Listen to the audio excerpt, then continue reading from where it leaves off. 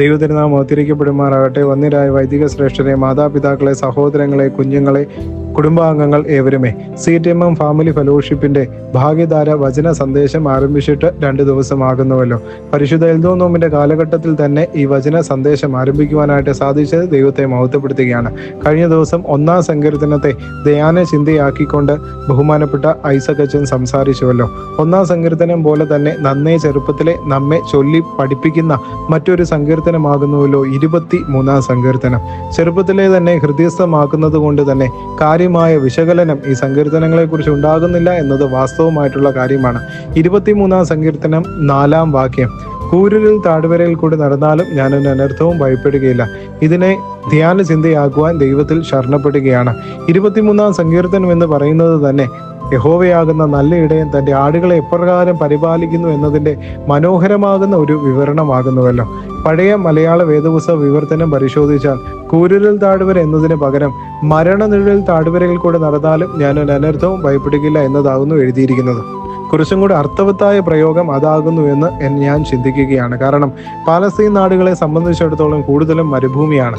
എന്നാൽ ആടുകളെ കൊണ്ട് നടക്കുന്ന ഇടയന്മാർ പുൽമേടുകൾ തേടിപ്പോകുന്നത് മലകളുടെ മുകളിലേക്കാണ്. അവിടെ കുറച്ചു ദിവസം താമസിച്ച് ആടുകൾക്ക് വേണ്ടതത്രയും ഭക്ഷിച്ച് തീർന്നതിന് ശേഷം, അവിടുത്തെ പുല്ലുകളൊക്കെയും തീർന്നതിന് ശേഷം മറ്റൊരു മല അന്വേഷിക്കുവാനായിട്ട് ഇടയനും ആടുകളും പുറപ്പെടുകയാണ്. ഈ മല ഇറങ്ങി അടുത്ത മലയിലേക്ക് പോകുമ്പോൾ ഒരു താഴ്വാരം കടന്നു വേണം പോകുവാൻ. ഈ താഴ്വാരം എന്ന് പറയുന്നത് കാടുകൾ ഉള്ള സ്ഥലമാണ്. കാടുകൾ എന്ന് പറയുമ്പോൾ തന്നെ അവിടെ വന്യമൃഗങ്ങളുടെ ശല്യമുണ്ട്. ആടുകളെ കൊണ്ട് ഈ വന്യമൃഗങ്ങളുടെ ഇടയിലേക്ക് പോവുക എന്ന് പറയുന്നത് കഠിനതരമായ കാര്യമാണ്.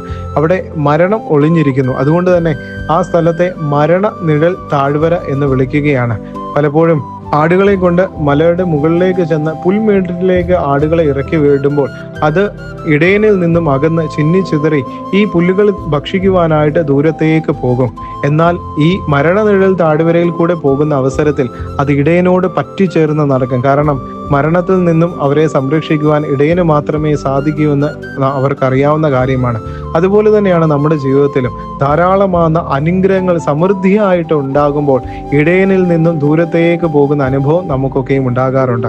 എന്നാൽ ഈ മരണനിഴൽ താഴ്വര പോലെ രോഗങ്ങളും പ്രയാസങ്ങളും ദുഃഖങ്ങളും ഞെരുക്കങ്ങളും ഒക്കെയും ജീവിതത്തിൽ വരുമ്പോൾ ഇടയനോട് പറ്റിച്ചേരുവാനും കണ്ണീരൊക്കെ ഒഴുക്കി പ്രാർത്ഥിക്കുവാനും നാം തയ്യാറാകുന്നു. കൂടുതൽ അനുഗ്രഹങ്ങളും സമൃദ്ധിയും ഒക്കെയും ജീവിതത്തിൽ ഉണ്ടാകുന്ന സമയത്ത് നാം ഇടയനെ വിളിച്ച് പ്രാർത്ഥിക്കാറുണ്ട്, പള്ളിയിൽ പോകാറുണ്ട്, നോമ്പും ഉപവാസങ്ങളും ഒക്കെയും എടുക്കാറുണ്ട്, യാമപ്രാർത്ഥനകളൊക്കെയും നടത്താറുണ്ട്, പ്രാർത്ഥന കൂട്ടായ്മകളിലൊക്കെയും പോകാറുണ്ട്. പക്ഷേ ആ സമയത്തെ പ്രയാസം എന്ന് പറയുന്നത് അത് കേവലം നമ്മുടെ പ്രാർത്ഥനകളൊക്കെയും പ്രകടനമായി പോകുന്നു എന്നതാണ്. എന്നാൽ ഈ മരണനിഴൽ താഴ്വരയിൽ കൂടെ കടന്നു പോകുന്ന അവസരത്തിൽ നമ്മുടെ പ്രാർത്ഥന പ്രകടനത്തിന് പകരം അനുഭവമായിട്ട് തീരുകയാണ്. യോനയുടെ കഥ നമുക്കറിയാം. യോനയോട് നിനിവയിലേക്ക് പോകുവാൻ പറയുന്നു. പക്ഷെ തർസീസിലേക്ക് കപ്പൽ കയറുന്നു. കടൽക്ഷോഭമുണ്ടായി കപ്പൽ മറിയാനായിട്ട് പോകുമ്പോൾ യോനയ്ക്ക് ചീട്ട് വീഴുകയും ഉറങ്ങുകയായിരുന്ന യോനയെ തട്ടി വിളിച്ച് നീ ആരാകുന്നു എന്ന് ചോദിക്കുമ്പോൾ ആ സമയത്തെ പ്രയാസങ്ങളൊന്നും അറിയാത്ത യോന എഴുന്നേറ്റിട്ട് പറയുകയാണ്, ഞാൻ എബ്രായൻ, കടലും കരയും ഒക്കെയും സൃഷ്ടിച്ച യഹോവയെ ഭജിച്ചു വരുന്നു എന്ന്. പലപ്പോഴും നാമും പറയാറുണ്ട്, ഞാനൊരു സത്യക്രിസ്ത്യാനിയാണ്, പള്ളിയിൽ പോകാറുണ്ട്, പ്രാർത്ഥിക്കാറുണ്ട്, നോമ്പ് ഉപവാസങ്ങളൊക്കെയും എടുക്കാറുണ്ട്. യോനയെ പോലെ തല്ല അഹങ്കാരത്തോടു കൂടെയാണ് നാം അത് പറയുന്നത്. പ്രയാസങ്ങളൊന്നുമില്ല എന്ന് കാണുമ്പോൾ സന്തോഷവും സമാധാനവും ഐശ്വര്യവും സമൃദ്ധിയും മാത്രമാകുന്നു ജീവിതത്തിൽ എന്ന് കാണുമ്പോൾ നമ്മുടെയൊക്കെയും പ്രാർത്ഥനകൾ ഇപ്രകാരം പ്രകടനം മാത്രമായിട്ട് പോവുകയാണ്.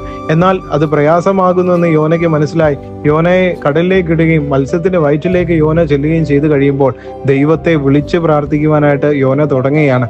2-ാം അധ്യായം യോനയുടെ പ്രവചന ഗ്രന്ഥത്തിൽ പറയുന്നത് യോന അയ്യം വിളിച്ച് പ്രാർത്ഥിച്ചു എന്നാണ് പറയുന്നത്. പ്രയാസത്തിന്റെ കാലഘട്ടത്തിലൂടെ നാമും കടന്നു പോകുമ്പോൾ ദൈവത്തെ വിളിച്ചപേക്ഷിക്കുന്ന ഇടയനോട് പറ്റിച്ചേർന്ന് ജീവിക്കുന്ന കണ്ണീരൊഴുക്കി പ്രാർത്ഥിക്കുന്ന അനുഭവം നമുക്കും ഉണ്ടാകാറുണ്ട്. സമാന്തരമാകുന്ന ഒരു സംഭവം പുതിയ നിയമത്തിൽ നാം കാണുന്നുണ്ട്. വിശുദ്ധ മത്തായിയിൽ എഴുതിയ സുവിശേഷം 8-ാം അധ്യായത്തിൽ കർത്താവും ശിഷ്യന്മാരും കടലിൽ കൂടെ യാത്ര ചെയ്യുമ്പോൾ കടൽക്ഷോഭം ഉണ്ടാകുകയും കപ്പൽ മുങ്ങുവാനായിട്ട് പടക് മുങ്ങുവാനായിട്ട് തുടങ്ങുകയും ചെയ്യുന്ന സാഹചര്യത്തിൽ ആദ്യം ശിഷ്യന്മാർ വിചാരിച്ച് കാണണം, ഞങ്ങൾ മുക്കുവരാണ്, ഇതൊക്കെയും ഞങ്ങൾ എത്ര കണ്ടിരിക്കുന്നുവെന്ന്. പക്ഷേ മരണഭീതി തട്ടിക്കഴിഞ്ഞപ്പോൾ അവർ ഓടി ഇടയന്റെ അടുത്തേക്ക് വരികയാണ്. കർത്താവെ രക്ഷിക്കണമേ, ഞങ്ങൾ നശിച്ചു പോകുന്നുവെന്ന് പറയുകയാണ്. പ്രാർത്ഥന പ്രകടനമായിരുന്നത് അനുഭവമായി തീരുന്ന അവസ്ഥ. എന്നാൽ നാം ഒന്ന് ചിന്തിക്കേണ്ടത്, ഈ പ്രയാസത്തിന്റെ ദുഃഖത്തിന്റെ രോഗത്തിന്റെ സമയങ്ങളിൽ മാത്രമാകുന്നു നമ്മുടെ പ്രാർത്ഥനകൾ അനുഭവമായി തീരേണ്ടത്. ആ സമയങ്ങളിൽ മാത്രമാണോ ഇടയനോട് പറ്റിച്ചേർന്ന് ജീവിക്കേണ്ടത്? ഏതൊരു സമയത്തും നമ്മുടെ പ്രാർത്ഥന അനുഭവമായിരിക്കുവാൻ സാധിക്കണം. ഇടയനോട് പറ്റിച്ചേർന്നുള്ള ഒരു ജീവിതം ഏതൊരു സമയത്തും ഉണ്ടാകുവാനായിട്ട് നമുക്ക് സാധിക്കും. 7 യാമങ്ങളിൽ നമ്മോട് പ്രാർത്ഥിക്കാൻ പറയുന്നുണ്ട്. 2 യാമങ്ങളിലെങ്കിലും പ്രാർത്ഥിക്കുവാൻ നമുക്ക് സാധിക്കണം. വിശുദ്ധ ബലിയിലുള്ള നമ്മുടെ സംബന്ധവും നമ്മുടെ പ്രാർത്ഥനകളും ഒക്കെയും കേവലം ചടങ്ങ് തീർക്കുന്ന പ്രകടനങ്ങളായി പോകുന്നുവെങ്കിൽ അതിൽ യാതൊരു അർത്ഥവുമില്ല എന്നത് വാസ്തവമായ കാര്യമാണ്. ഒരു സ്വർഗസ്ഥനായ പിതാവെങ്കിലും ആത്മാർത്ഥമായിട്ട് ചൊല്ലുന്നില്ല എങ്കിൽ പ്രാർത്ഥന കൊണ്ട് എന്ത് അർത്ഥമാണുള്ളത്? അതുകൊണ്ട് തന്നെ നമ്മുടെ പ്രാർത്ഥനാ ജീവിതത്തെ നേരാവണ്ണം ക്രമീകരിക്കുവാൻ നമുക്ക് ഇടയായി തീരട്ടെ. നമ്മുടെ പ്രാർത്ഥനകൾ ഏതൊരു സമയം അനുഭവമായിരിക്കാൻ നമുക്ക് ഇടയായി തീരട്ടെ. ആത്മാർത്ഥമായി നമ്മുടെ പ്രാർത്ഥനകളെ ചൊല്ലുവാൻ നമുക്ക് ഇടയായി തീരട്ടെ. ഏതൊരു സമയം ഇടയനോട് പറ്റിച്ചേരുന്ന അനുഭവം നമുക്കുണ്ടാകട്ടെ. സമൃദ്ധിയായ പുൽമേടുകൾ കാണുമ്പോൾ, ധാരാളം അനുഗ്രഹങ്ങൾ ജീവിതത്തിൽ ഉള്ളപ്പോൾ അത് തന്ന ദൈവത്തെ വാഴ്ത്തി സ്തുതിക്കുവാനും ദൈവത്തോട് പറ്റിച്ചേരുവാനും നമുക്കിടയാകട്ടെ. ദുഃഖങ്ങളും പ്രയാസങ്ങളും ഉള്ളപ്പോൾ, മരണനിഴൽ താഴ്വരയിൽ കൂടെ കടന്നു പോകുന്ന അനുഭവങ്ങൾ വരുമ്പോൾ, ദൈവമേ ഇതിനെ അതിജീവിക്കുവാനുള്ള ബലത്തെ എനിക്ക് നൽകണമെന്ന് പ്രാർത്ഥിച്ച് ഇടയനോട് പറ്റിച്ചേർന്ന് ജീവിക്കുവാൻ നമുക്ക് ഇടയായി തീരട്ടെ. അങ്ങനെ അർത്ഥവത്തായ ഒരു പ്രാർത്ഥനാ ജീവിതം, അനുഭവവേദ്യമായ ഒരു പ്രാർത്ഥനാ ജീവിതം നമുക്കുണ്ടാകട്ടെ എന്ന് പ്രത്യേകമായിട്ട് ആശംസിക്കുകയും പ്രാർത്ഥിക്കുകയും ചെയ്യുന്നു. ദൈവം എല്ലാവരെയും വാഴ്ത്തി അനുഗ്രഹിക്കുമാറാവട്ടെ.